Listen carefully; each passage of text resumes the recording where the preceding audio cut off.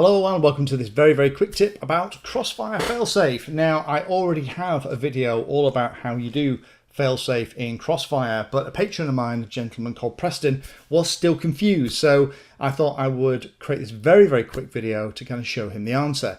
Now, the interesting thing is this is one of those kind of fun things that actually it's dead simple to set up and test yourself.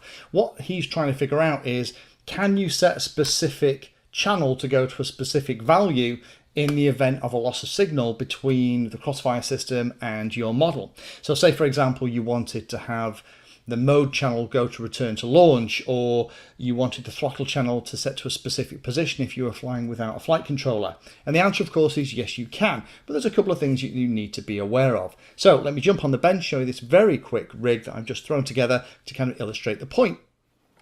So here we have a quick setup. I've got a diversity receiver powered by a battery eliminator circuit connected to my Crossfire, and I've got a servo plugged into the right channel that's been controlled by a switch. So if I just go through here, what I've done is I've set up channel 5 on this test bench setup. Get into mixer, there we go. Channel 5 is switch SA. So as I move SA, the servo moves. Fantastic.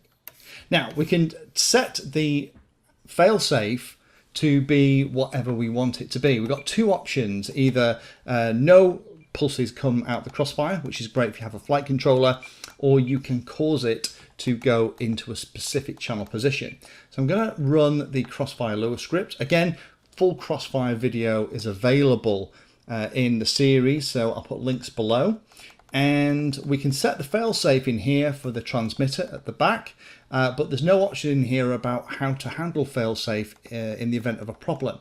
That actually has to be done, come out of there, in the receiver part of the menu.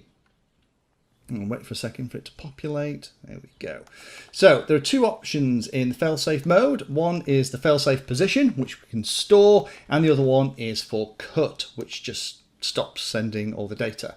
Now, what we can do is if we go back into the XF transmitter, set failsafe is the first option, and I can put the control in any position that I want. It could be high, low. Let's assume it wants to be in that position. I'm just going to hit enter once, and now it says set at the side. That's been stored in the receiver. So now what I can do is, even if the channel value is really low, let's come out of everything, and I turn the radio off, failsafe will take it to that high level. So that's how easy it is. Dead straightforward, and just hopefully makes a lot more sense. Preston, happy flying.